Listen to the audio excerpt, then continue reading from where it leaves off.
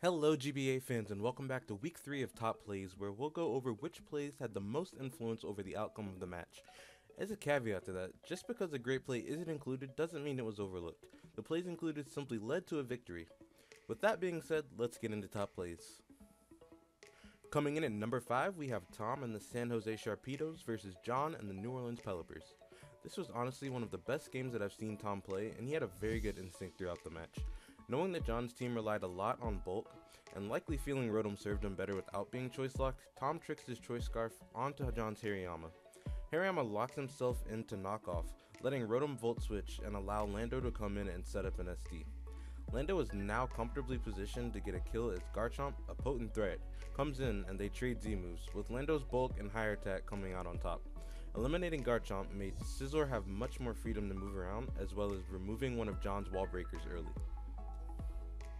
Up next we have Mono and the Tampa Bay Luxrays versus Necro Stevo and the Victorian Shadows. I'm not gonna lie, this game did not start out well for Mono at all, with Necro pushing to punch a lot of holes through his team early on.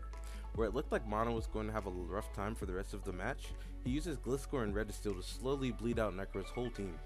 While the remainder of the game is admittedly a bit stally, Mono made his best play each individual turn and focused on whittling with Toxic instead of attacking outright. When Reflect being up threatened Mono's victory, instead of being greedy, he wasted the turns on Reflect by aerial acing T-Tar until it was gone, and then proceeding to Toxic stall the rest of the team.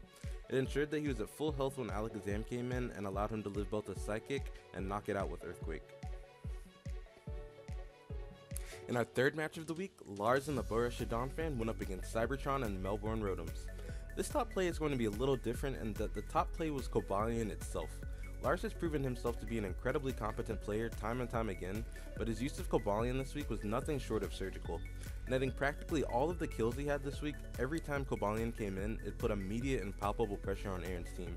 If Aaron had had Sacred Sword on Kartana, it might have given him a little bit more breathing room, but Cobalion weakening Pelipper early with Volt Switch, knocking out Swampert on the switch, and shutting down the rain by getting up rocks put the nail in Cybertron's coffin. In League format, I often find Cobalion to be hit or miss, but for this game, Lars certainly had a solid hit. The runner-up in this week's top plays was the game between Jolt and the Kansas City Jirachiefs versus Joey and the Bronx Beartics. Just as their titles this week suggest, Jolt put up a potent facade when up against Joey. After using Celesteela very competently throughout the beginning of the game, Jolt surprises Joey's Gyarados with the Shockwave tech, catching it off guard and doing big damage. Switching out on the Gyarados' rest, Breloom proceeds to set up with Bulk Up, and instead of getting greedy and going for game, Jolt goes for this facade, getting key damage on the incoming Whimsicott.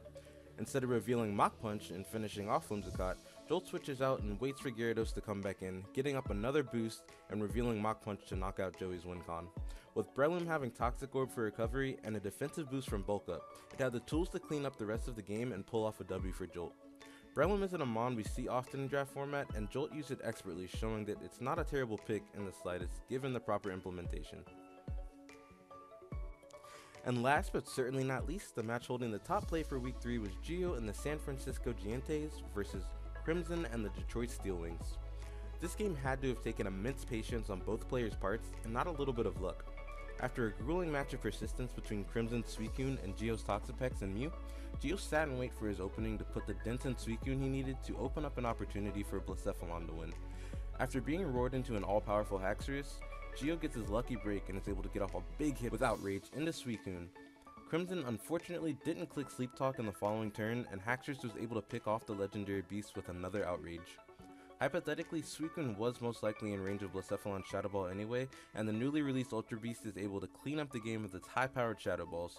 Geo had to have had a lot of patience and discipline to stay firm to his WinCon to get past Suicune, which could easily have backfired on him.